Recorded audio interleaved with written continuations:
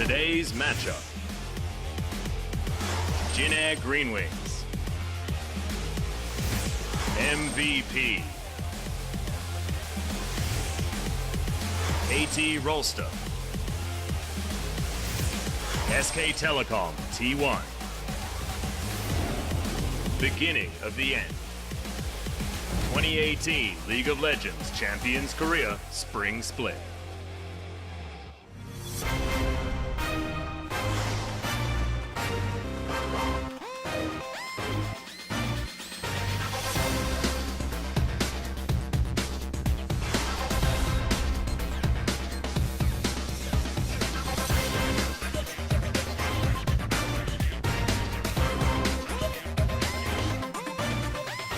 Welcome, ladies and gentlemen, to OGN's LCK Spring 2018. I'm Atlas, back again. Finally, I feel like it's been forever. And this is, of course, Papa Smithy that you see every single night. And you're going to get him every night for the next few days as well. Papa, you got a big one. PogChamp or dance game, depending on who you are out there. But very interesting match day here. Certainly the main course is something everyone loves to see. It's not necessarily been the dominant start for KT or SKT so far in the first week of action, but they will be facing the Telecom War. A lot of people are going to be tuning in for that. The first match here, you know, on first glance, it's kind of that entree where you're like, I don't know if I want this, but coming off that amazing victory over SKT-T1, I just want to see the Fountain Laser again. I want to see if 2 hours the dream comes true. It's a possibility. It's JAG GreenWings.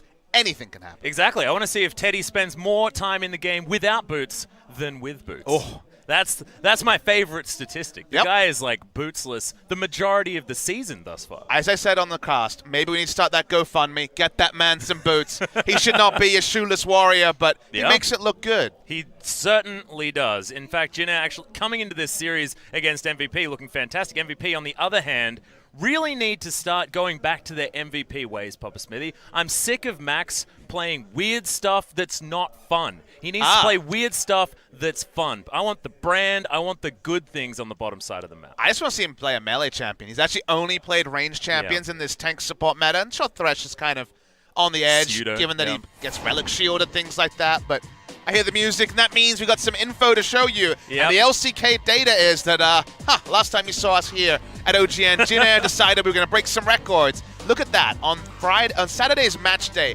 4 hours, 50 minutes of League of Legends. People always say, I need more LCK. You got more LCK and then some. There's no movies that go 4 hours, 50. Even Lawrence of Arabia looks at that number and is like, that's pretty long. And I mean, you're looking at like extended editions of Lord of the Rings and stuff like that. You're going to need to watch 2 movies to try and get through that number. We saw a couple of movies that day, Seth and I. Kilios and I saw some interesting movies. You saw some things. Not sure if I want to watch again. Well, in fact, I was more than happy to watch it again, Papa Smithy. It was an enjoyable cast. But let's have a look at some CS records, because 4 in 1 game is pretty damn good. But that 1,456 versus Pilot's 741, with some quick maths, that's a 715 CS lead over the previous record in the LCK. And my other favorite takeaway is, well, remember the number 1456. Let's also note that the top 4 CS numbers in a professional game in Korea were all in the same damn game. All 4 of them. Even Justice broke the CS record. Was insane stuff. Didn't quite get Tom Kench there. Maybe next time as we look at the individual gold record. And, you know, many games end with there not being 55,539 gold farmed. But, yep, Teddy did a lot of farm. Yeah, and I feel like there's a certain correlation between killing creeps and getting gold. So that one does make a heck of a lot of sense. But let's have a look at the standings, because now that we're at least through the first week and a day, I guess, theoretically, of LCK, some interesting things have come out. Of course, Samsung, now KSV, sitting at that top spot makes some sense, but it's everything in the middle that's super interesting to me. Kongdu Monster sitting in 3rd place, Papa Smithy. I think it's almost like we only have a middle. I feel like KSV are the best team and MVP the worst, but when there's almost nothing separating the table after 2 matches, having 8 teams equal when it comes to match score, not game score, so you notice that 2 zeros obviously buff up KT and Kongdu Monster, whereas the 2-1 losses do hurt Afrika. Let's get into the match at hand, because JAG GreenWings, that team that is synonymous with records, that team that is synonymous with forever games, they're back again. They are back again, and I think as far as players to highlight, as we do have a look at the roster, I want to talk about Umti as well. I mean, he was the linchpin to why they were able to take down SKT at the end, managing to catch out Faker, which probably has tilted him off the planet. We'll see whether that is something to talk about in our next series, but he's been playing brilliantly, but not necessarily on the champions that have been getting the high priorities. Sejuani is where he's been falling down, but his other champions have certainly been looking good. His Kazakhstan 1-0 now after that 94-minute slugfest, and then J4 sitting at 50%. So we'll see whether he is going to go with some meta picks or whether we're going to see some more bloodthirstiness out of the Umti. I mean, the Korean fans very affectionately dubbed him King T on his good days, and it was one of his good days last time out. Very positive force on the team. Noted that a year ago, was new to the scene, still was frustrated after the losses, but he was cheering up his teammates, and Teddy, the Fountain Laser, will also be playing in this game. Jin Air will not be running Justice, who was involved in the 2 victories over SKT, former Longzhou Justice. Now, Jin Air Justice, Grace once again, Yaharong from the Kesper Cup will be starting in Game 1. And speaking of starters, MVP still messing with that formula that had been there for so long. No Maha in the starting lineup. It will be Pilot retaining his spot. Yeah, and I think this is really exciting as well because Pilot, of course, formerly of Jin Air fame as well, now going up against his old organization. We'll see whether he's got some bones to pick with these guys down there with Max on the bottom side of the map. You can see a wry smile on his face as we check him out in the booth. So, some questions to be asked of Pilot. And MVP as well, right? Yeah, just in general. And should we talk about Ian? Should we talk about what's been going on there, Papa Smithy? Because I feel like, is it time to go back to the Syndra? Is it time to go back to some comfort for the man? It feels like the Ultra Comfort was how MVP found their success in the past, Atlas. Yeah. That's the weird thing, is the Scions and the Syndras, the pit comps will work for them. But in those 4 games, we're seeing a lot of skirmish. We've seen 2 games of Nidalee. They're trying to reinvent the meta. I actually thought their second attempt at the Nidalee was very close to a victory over KT. Wasn't an impressive performance by KT in that series. When you look at the KDAs, though, understandably going to be tilted towards the side of Jin Air and Teddy. He's already off the charts. Not as much as Huni that one time when he was at 32 KDA, but still a very nice KDA there for Teddy. Yeah, Jin Air certainly have the handle on the squash racket.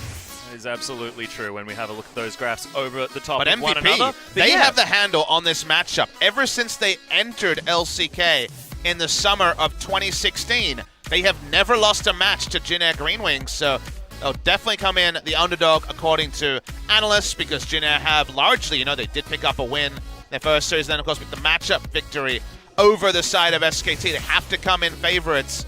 But Jin Air, they're all about records. And they're all about game time, Papa Smithy. There's a certain massive amount of time spent on Summoner's Rift for these guys. This is the 7th ever split of the LCK. Jin Air hold the record for longest game in every split except 2016 Spring. All of them. It's just stupid. But let's have a look at that Phantom Laser that you were talking about. The man that doesn't want to move very fast because boots just take up an item slot. And it's the Caitlyn and the Sivir that's certainly doing well. As far as his Caitlyn, I mean, that's a 10.5 KDA over both of his games as well. The man looked very, very good.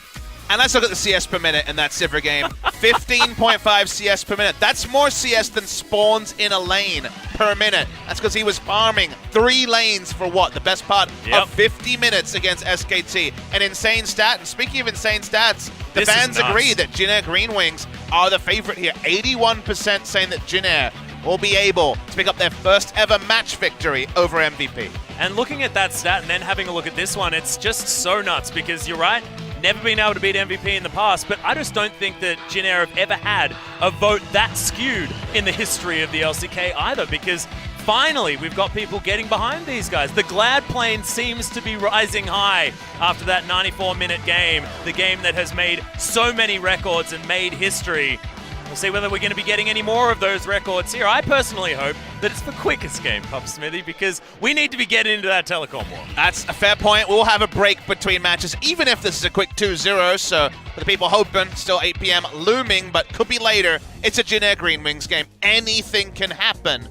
You get to the draft here, and Varus first ban, so not wanting Pilot to be picking that on the red side. Yeah, of course. Only playing a couple of champions so far. It was the Tristana that was the next one, so we'll see whether they target ban that one out. The luxury of the blue side is, of course, Jin Air will be over there to start this one off.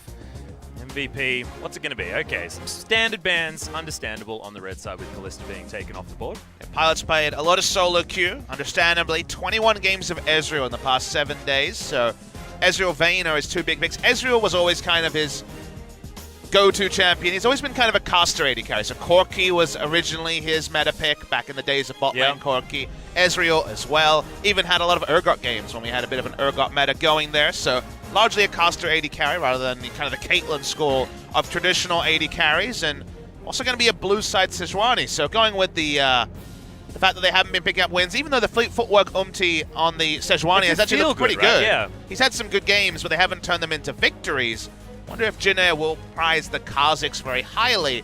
Definitely been a swingy champion so far in the LCK, but because different stuff is being banned, so far no Ezreal, so far no Kog'Maw. We see a Tahm Kench ban on red side. Sort of draft where things like Ryze and other high priority picks should be available in the draft. And I think this is really interesting because you mentioned the Vayne and Ezreal priority that Pilot does have. He's probably happy to trade both of those champions. Vayne, of course, historically decent matchup into the Ezreal if Teddy's going to go there. There's a lot of things happening here. So one thing you can say is that Jin Air will probably give Ezreal over and take Sivir against it just to try to abuse the wave clearing because Teddy's been playing it.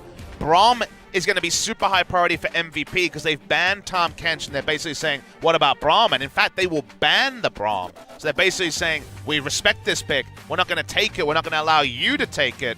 So the first pick you would have assumed, given that Teddy isn't traditionally an Ezreal player, might allow it over, but they will lock it in. And okay, Teddy Ezreal, we're doing something different here. Certainly are, and if you have a look, the mid lane completely open, so the Ryzes, the Azirs, both of them available to be taken here by Ian if he wants to go there, but I like the thinking from Jin Air. Don't worry about banning it out because Ian hasn't been having the best season so far with the meta picks.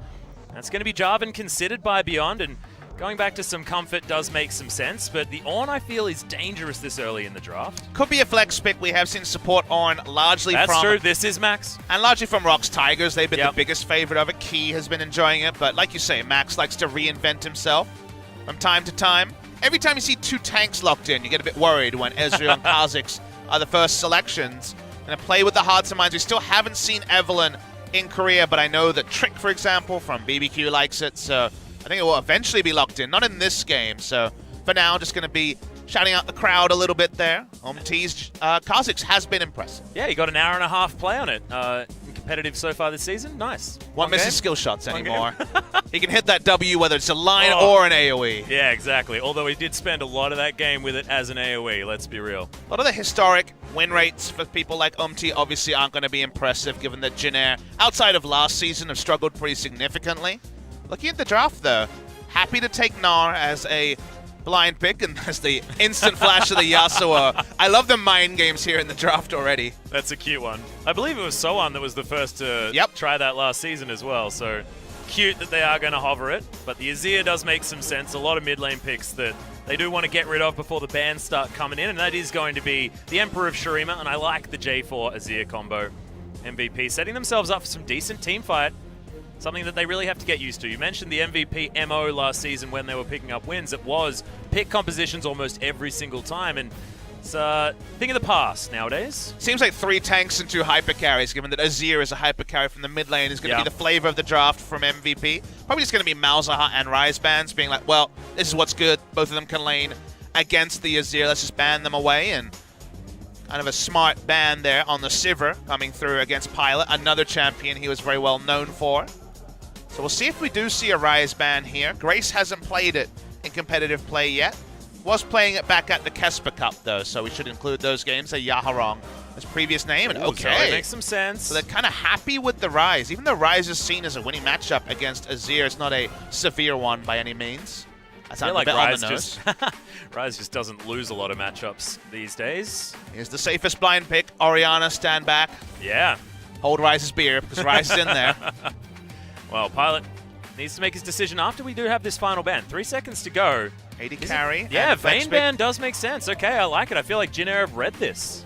Again, one of those easy scopes and easy scouting missions, seeing that he's been playing a lot of it recently. A second hyper carry with 3 tanks was already what my mind went to, so 2 of the kind of more premier choices are taken away, and it might cause MVP to pivot pretty heavily. This would be much more towards the Pickcom side, it would also be a Pilot and even a Maha special. They are known for the Jhin.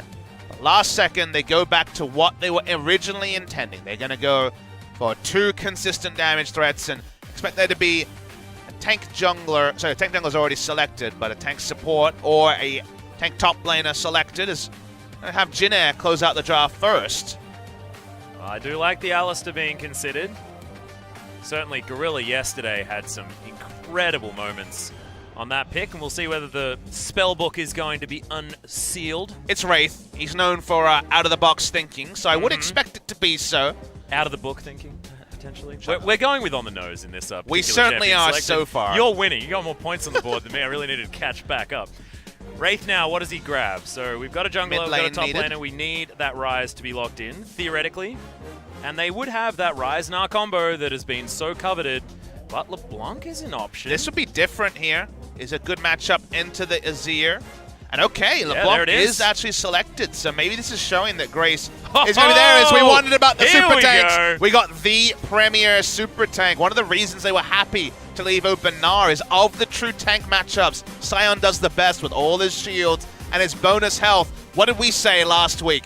Okay, you're not winning. When do you default to comfort? We do see Ian moving to the Syndra, but insta-lock Sion is the ultra comfort for ADD. Yeah, and you were actually having this conversation with Achilleos during that MVP versus KT game. You were talking about the fact that ADD does need to move back to more of these comfort picks because he's always been so damn good at Sion. Even Max, of course. You guys remember the famous quadra kill on support Sion. Like, this team knows how to play around the train on the top side. We'll see whether this is going to spell MVP's return. They're against a team they're good at winning against. And we kind of have a extra irony here, Atlas, because you look at this draft as an analyst and you say, Jhin Air kind of wins to a point. It feels like their damage drops off against super tanks. LeBlanc, Ezreal, and Gnar will all eventually kind of be no damage threats as the game goes on. So ironically, the 90-minute dream is not there for Jhin Air. They need to do a lot of work pre-40 minutes to actually get a big enough lead. Because I think eventually, LeBlanc especially falls off heavily against super tank frontliners. They're going to find it very difficult to push damage to the backline. Ezreal, for example, is no Sivir. The Mystic shots will be absorbed. Kha'Zix, again, in the ultra late game, maybe at 90 minutes, but in traditional fights around 40, not strong. This is the draft where MVP is saying, we're going to take it late against the people who love to take it late, and they've actually got the tech to one-up. Yeah, they do. And in the super late game, I absolutely give it to MVP. But if you're talking about mid-game compositions, holy crap. Jhin Air have certainly got everything going for them. And it's going to be about MVP trying to weather the storm and get themselves to that late game. We'll see whether they can do it. It's exciting stuff. Jhin Air versus MVP.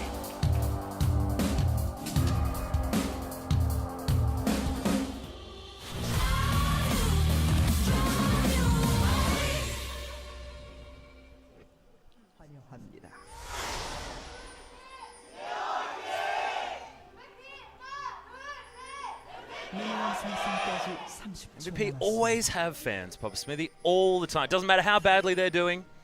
We've always got them. And, of course, now with ADD back on the Sion, Ian trying his hand once again on the Azir, but Pilot with that Caitlyn, waiting to get to that late game. It's going to be tough, but we'll see whether they can do it. The sort of thing that might be lost on a lot of more casual fans or maybe just League of Legends only fans is that actually today we have 2 matches where all the organizations are very storied. MVP and Jhin Air have been around a long time. Yeah. MVP especially, one of the most prominent multi-game esports. It feels like every esport that comes around, MVP has a team in. Jhin Air also a standby. And then, of course, KT and SKT, the telecom teams in our second match. So it's definitely not the new orgs today. It's all about the old. And for Jhin Air, see some new chromas, see some new ideas. The draft is different from some of the ones we've seen from them recently, and Grace trying to make the LeBlanc work that I think a lot of people are skeptics of in this matter. Yeah, and I feel like, you know, Edge is watching on right now. Of course, a famous LeBlanc player just jealous of the fact that Grace has been the one to pick it up first. Certainly with a lot of LeBlanc players in this particular tournament. You mentioned the Telecom War. Faker's name always has to come up when you mention LeBlanc. Although not recently, right? It hasn't been a prominent pick for him in a very long time now. Kind of gave it up after that loss of the streak against EDG back at MSI 2015. Looking at Teddy, who certainly has been the key player for Jhin Air, you'll notice very high DPM, 834. An average CS of 13.3, average, across all his games. Because the funny thing is, you know, we talk about the no boots situation. That's happened for him, I believe, 5 times already this season. It might be 4. I think it's 4 out of 5 or 5 out of 5, something like that. He's been reaching ultra late game. You think of the Vayne game, which he couldn't carry. He was also no boots there. So. And then the double Caitlyn games as well, exactly the same circumstance. He certainly has been able to farm up a Storm in the, 54-minute, I think, average game time for Jin Air. Obviously incredibly skewed by the 94-minute game, but yeah. Teddy certainly has been getting to the ultra late game a lot as Grace misses the chains. It's not a great look. Yeah, but still able to shatter some orbs, so we're doing okay. The trades with LeBlanc, at least this level 3 mark, feeling quite good with the Corrupting Potion. Umti understands they need to be proactive with this draft. They have to get it started now. If the chain hits here. Oh, it doesn't though. Gets himself off to the side, and Umti says, well, it would have been great if you landed the CC. Yeah, Ian was slow as well. That would have definitely have registered if he was able to hit the chains. So needs to get the skill shot accuracy better. Otherwise, you say, you know, why LeBlanc could have gone somewhere more conventional. Rise Root would have hit that Atlas. Exactly. Well, I mean, didn't have much of a choice with the Rise Root, so... Hey, you could root a minion. Hey, that's true. I mean, I've done that one before. People say that Rise is a difficult champion, is an easy champion. I find ways to make him difficult. You constantly impress me, Atlas. Thanks, man. This is a day of compliments from you, isn't it? That's what I'm going to go for. One of those games. Backhanded, front-handed, all types of handed compliments. Should see Beyond here basically kind of go against type with Jarvan and spend the whole time shadowing, the whole time battle warding, the whole time just in general providing vision, because MVP are so confident in taking this to late. They are so happy with their team comp in the late game. They don't necessarily have to over-pursue in the early game. I think you outlined it very well at the end of the champ select.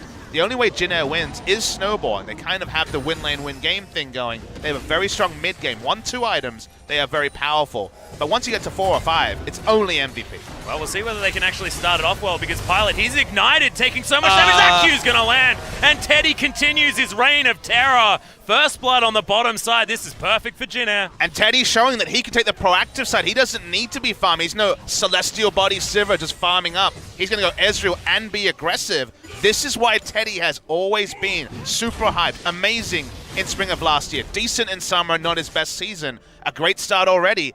We said Teddy and Wraith could be the breakout bot lane given Wraith's history as a strong laner. So far, so good. Yeah, and Grace is just straight up off the chain in the mid lane because he is missing every single one of them. That is 0 for 3 right now, but thankfully Teddy starting this one off strong. That's the first time I've ever heard off the chain be an insult. I know. I thought it was a good experiment. I had fun. I don't think it's actually a good idea, so I won't continue that one, but... I mean, it's a Jin Air game. We have a lot of time to try things and then learn what works and apply them to other games. So how many Gathering Storms do you think MVP have taken? Well, we can now have a look at the Keystones. I know you guys are always impatient for them. It takes a couple of minutes for them to load up. When it comes to sorcery, we don't have that much. Well, we actually do have 4 sorcery trees. Yeah, so see? I'm going to guess at least 2.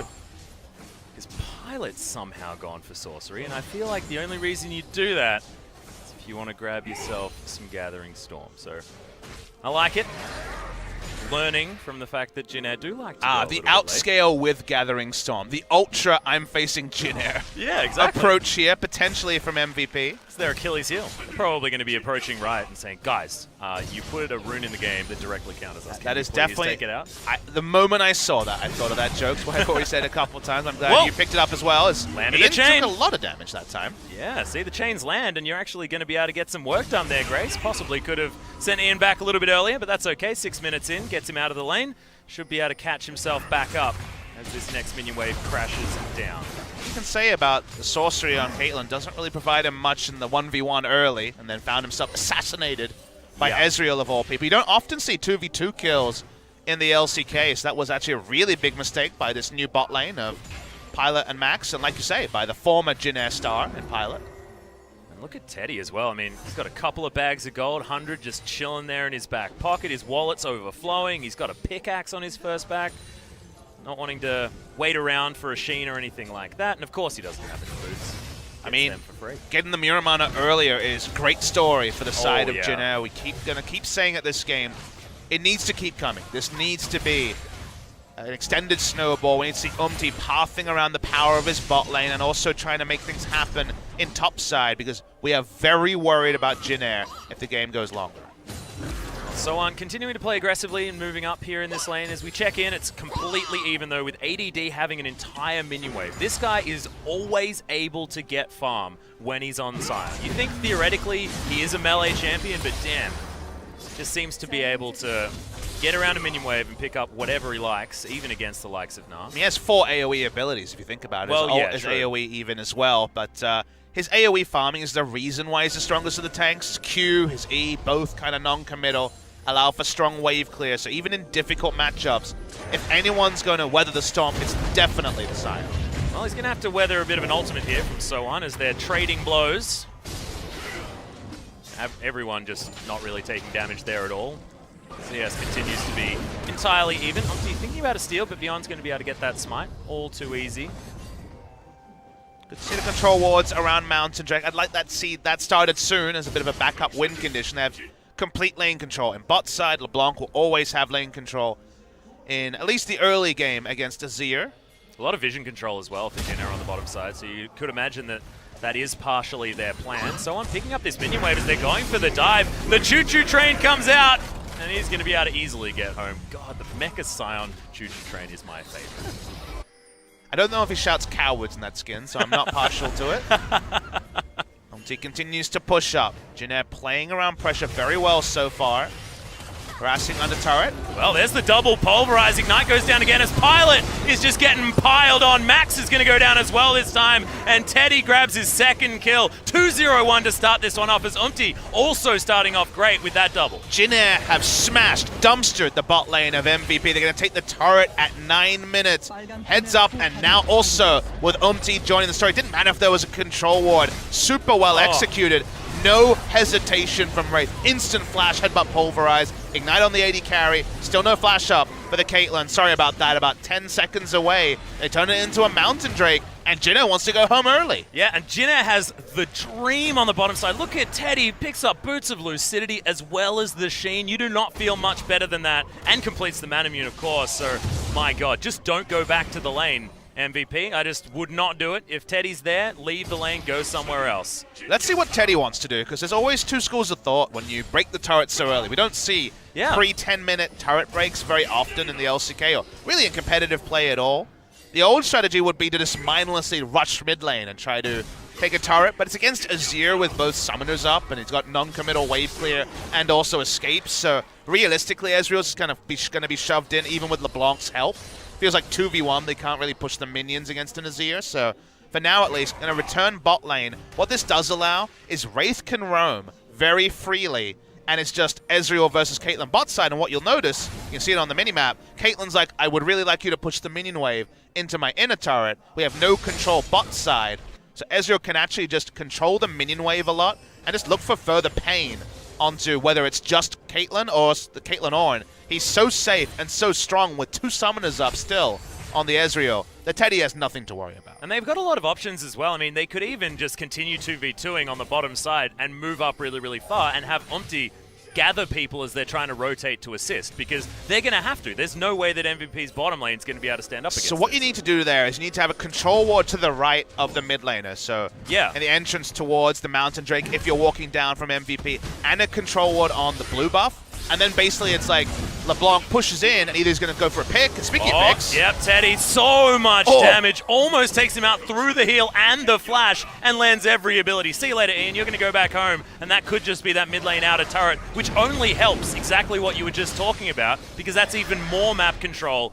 and vision control that Jinair will be able to command. And we saw the confidence, you know, how elated the players were after winning against SKT. That was a lot about exhaustion and just winning a game over SK Telecom. What we're seeing today is the players just playing with their tails up. They're actually turning it into a positive performance in their next game. And that's why it would be easy to write off and be like, well, they won a best of 3 in the first week of the season. The cascade of how they're playing here is what Jinair fans should be really excited about. And at this time of the tournament as well, with the fact that Jinair could be off to such a great start, if Summer's anything to go on, it's also, you know, an example, but, you know, someone's in trouble. He's going to get cataclysmed, and And that is just too much for the man to work with. Max comes up as well. He's going to help out, and ADD tanks the turret forever.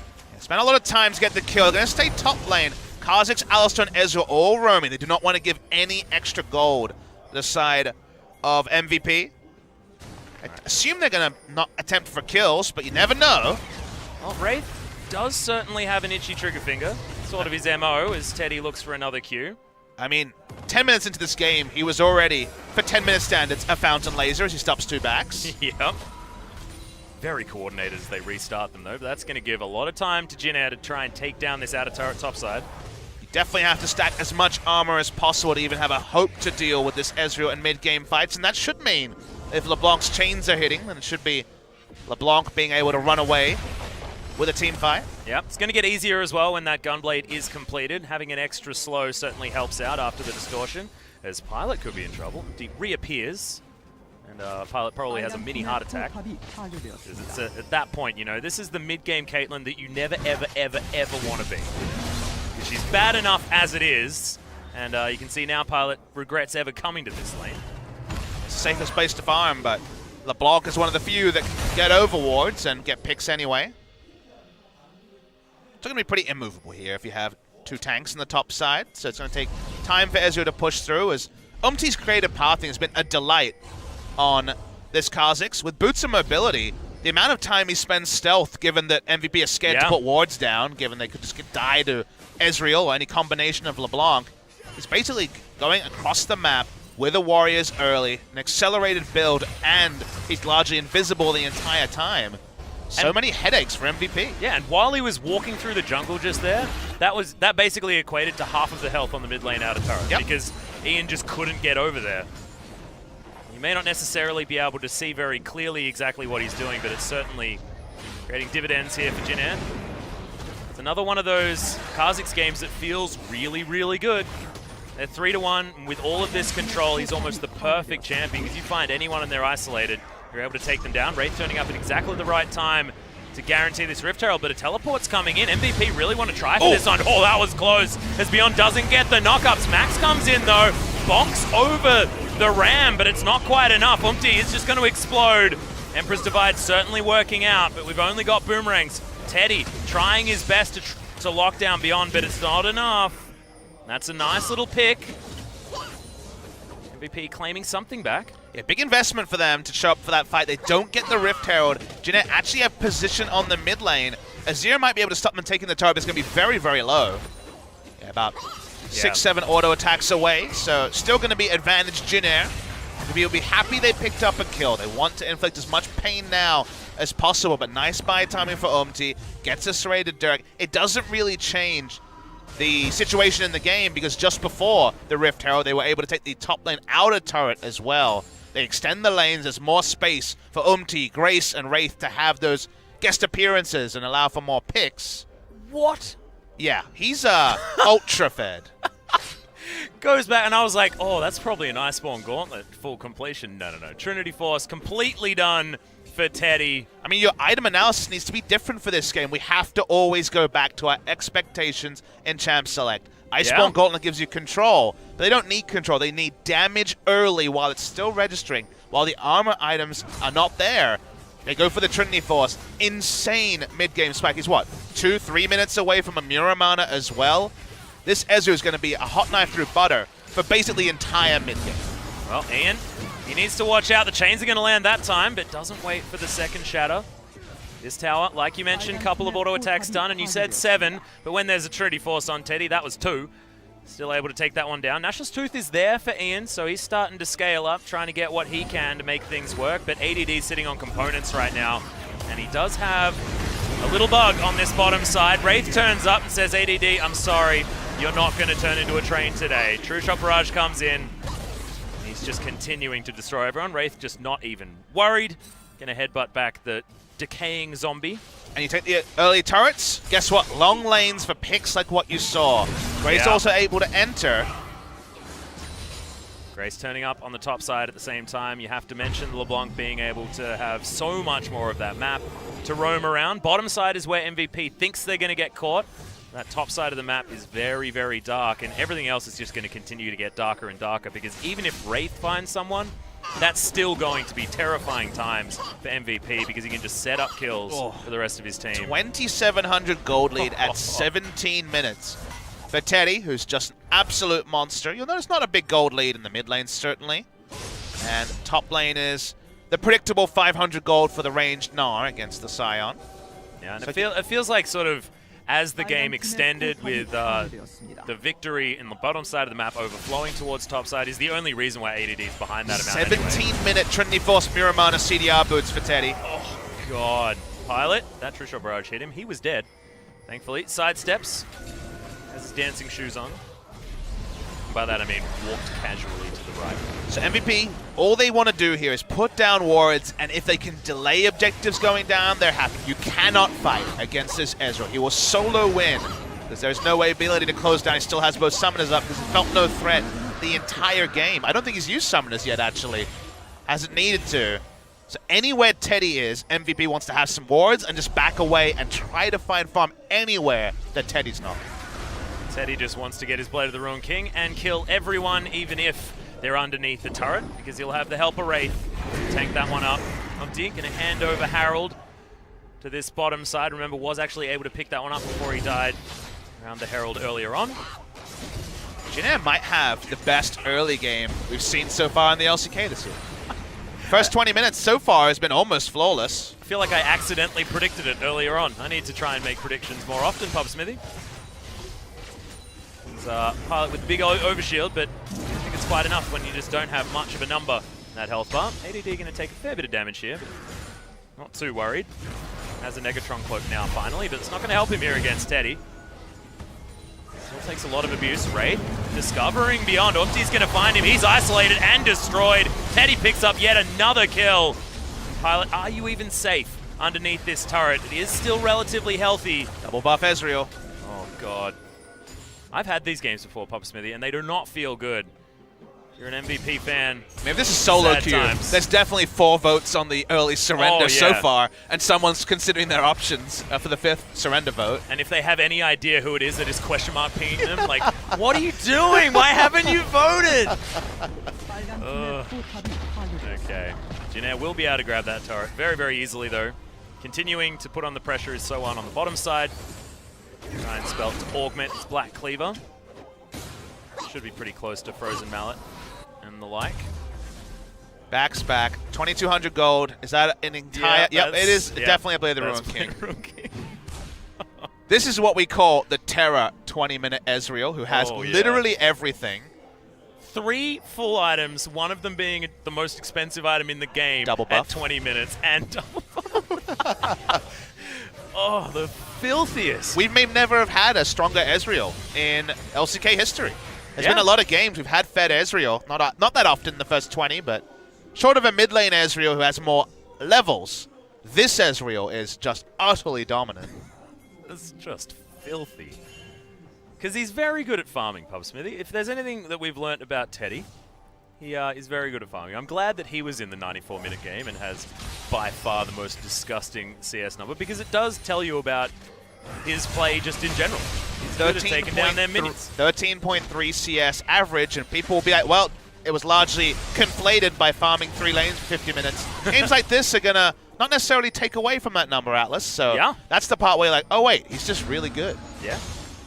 And we've been saying it for a long time, but he hasn't had very many opportunities to really demonstrate it. Feels like this season, feeling like the Teddy season we've been looking for. Max, oh God. Have you noticed Teddy's also been using Arcane Shift to farm? This guy's just having the best time ever. There's literally no threat on it. It's 3 tanks and 2 emaciated carries. I mean, Azir's doing all right. Caitlyn is basically a caster minion at this point, so he has no threat on him, so why wouldn't he? No, absolutely. Leandri's Torment is attempted to be going for here by Ian, wants some sort of magic penetration. Oh, Teddy even gets the Dream Red pot as well. I don't think we should celebrate him anymore. It might go to his head. Yeah, well, I mean, if he was listening, oh God. Sorry, MVP. It's Grace pops back. He's going to be able to mimic that distortion, though, and oh, that feels bad, doesn't it, Pilot? Just interrupting the ult there. He's going to keep returning to this turret. When they start turret diving the full damage Scion, so the full tank Scion, that's probably a bad sign. Yeah, it's a bit of a rodeo down here as Wraith turns up behind ADD. He's able to get out, but he's not going to be able to tank up anything more. As in comes Teddy. True Shot Barrage was looking for ADD and actually does stop the back, which is very important, to be honest. Where are you going, Ian? He's just waiting out his spells. He should be able to pick up the kill. I think he's just surprised by what he's seeing. Yeah, gets distorted on there as the heal comes out. Stopwatch is used, but Ian honestly just trying to clear out these minions, and Grace is buying time. It's pretty much all he needs to do. This LeBlanc, almost irrelevant with how huge Teddy is at this point in time. Ian was taking a couple too many tricks from Kuro with his QEs there. It wasn't great, but I didn't die, so that's good. Hey, Kuro's first Azir game this season was good. What have you done for me lately, Atlas? Oh, dear. I don't think we need to talk about Kuro being better. Can he escape? He can't escape it even when he's not here. so sad. Just a bit of cheeky bans, come on. And yesterday was not a good day for the Afrika Freaks either. Khan coming back and saying, guys, I need to let everyone know that I'm the best carry on the top side of the map, and Afrika didn't want to be the punching bag for that, but they were. Beyond has actually gone for the, I guess I needed armor and magic resist early build here. Had the stopwatch and just turn it into the Gargo's stone plate. So budget tankiness because he needs to be tanky. What did we say? 3 super tanks and 2 hyper carries, and while it's certainly nothing compared to his opponent, Pilot has hit 2 items. Ian has hit 2 items. Oh, they caught him! Yep. And Ian, that Shurima shuffle was smooth, catching the leap of Umpty there as well, and they need to find this. Any way to slow down the Jin Air aeroplane is a real good idea. Yeah, picks into buying time isn't a win condition for every team. For now it is for MVP. They need to do that more and more. Killing Grace would be lovely, but good luck catching a LeBlanc. Yeah, everyone's unchained this game. Grace not quite finding them. That's okay. You mentioned super tanks. I think that this game, maybe they're model tanks. It's hasn't really got to that super tank stage, but the game isn't over yet. The base isn't broken yet. So Jin Air do need to close this one out. They need to put Teddy somewhere where he can kill everyone. Has a Last Whisper now for himself as well. But I mean, MVP are probably looking at this going, there'll be a time where Ezreal can't buy any more items. You best believe he's going to be selling his boots. That's true. But I mean, there's still only 6 item slots. So Jin Air do need to try and get as much work done as possible. The full court press can't really lead to too much more without Baron buff. They have every turret down except for inner mid lane. Getting that Baron would be lovely. They do have 2 control wards. Setup so far for Baron is good, but the moment Ezreal isn't in the lane, they're going to put 2 and 2 together and be there to contest. And be clearing all of this vision out and actually doing a decent job keeping themselves able to move up relatively relatively safely. As this isn't safe. There's the headbutt back as Beyond's in trouble. That last auto attack, True Shot Barrage finishes it off as Ian, the next target under fire. In goes Umpty though, they're looking for Pilot. He's not able to do anything, but Umpty does once again fall down. Another headbutt pole though, and Max, he's trying to get out of there. The charge, not enough, is over the wall. Grace lands the chain. When it all comes down to it, able to get the work done, and with a lot of dead members of MVP, Jin Air should be able to get the Baron. Jin Air going to turn onto it. No junglers at all, so they don't have a smite secure, but they're also not too worried about Ian coming over. He should start walking, though. There is always that chance, Atlas. Crazy things can happen when there's no smite to secure. Yeah, especially with having a fair bit of CC and ADD moving on over, as he should be able to get a flash in there as Grace gets himself over to the side. They do try and nail them into the wall, but the Baron, it's already dead because Teddy has so much damage, and I almost would have waited for that chain as ADD got very close to being dead as well. MVP, dire straits at this state of the game, and a Baron buff now on Jin Air. Let's check it out again. I mean, all you have to do is actually get MVP to fight, and it's happy days for Jin Air. It doesn't matter if Umpty is giving up his life. So a tasty cupcake, shouldn't have stood on it, did anyway. Yeah. But if Ezreal is free autoing, every team fight will go the way of Jin Air GreenWings. Even kill Max over the wall. Don't break the base from this, but they do take the Baron. We said they've done the most without a Baron. Now they have the Baron, so it's game-ending time for Jin Air GreenWings. Teddy, 3 control wards and 5 items. As many buffs as he can possibly get. Probably wants to try and grab a blue at some point, but it looks like Grace still has dibs on that. He's future-proofing himself a little bit. He actually went for the Lord Dominic's Regard. Well, we won't see too much of this item this season. They increased the threshold to 2,000 for you to do maximum damage to tanks from the 1,000 it was before. kind of help out fighters with that particular change. One thing you can say is good against Stone Plate, that's a lot of extra health. And also, Sion does have unlimited health scaling, so it's a bit of future-proofing. I think at this point, the most immediate power would have been the Executioner's Calling upgrade, the Mortal Reminder, but you don't necessarily feel bad when it is going to be eventually 3 super tanks that Ezreal's facing. Yeah, and I think that it also makes sense because he's going to be going through ADD first off anyway, almost every single fight. Jin Air being able to utilize Umpty and Grace to get Pilot out of there, so it does make a lot of sense. He's Flame Horizoning right now, by the way, is Teddy. Ah, Teddy picking up a lot of fun. This makes some sense. 100 CS up over Pilot. It'll probably grow if the game goes longer. It's pretty pathetic, though. He's still under 1,000, under what he got in the last game. So one doesn't die. Mid lane, free time for Teddy. They don't quite take the turret, but they're not far away from it either. So one just had to buy time with multiple members on him. Waiting for the next minion wave here is Jin Air.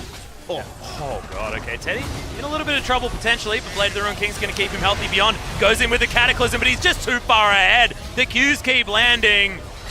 He's looking for Beyond, doesn't get it, but they get the turret. They should be able to get top lane as well as Grace. He's pushing it on ADD. Nothing the Sion can do, nothing the Azir can do, and Beyond relegated to the Fountain. MVP, they're just on scraps. The rest of their base is going to fall over. 30 minutes into the game is looking like when Jin Air are able to put in the final nails. With 3 inhibitors down, MVP is going to have one hell of a comeback to stay in this, and I just don't think it's going to happen.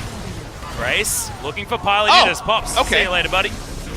That's going to be the Shadow. Good flash gets him over the train. When you're all chasing the LeBlanc, it's a bad sign. When blowing the heel of the Ezreal is the best news story about how MVP have interacted with Teddy, that's also a bad sign. His flash will never be used this game unless he's securing a kill. And they're just trying to take some Nexus turrets. They're overstaying, but when you have Teddy, it's fine.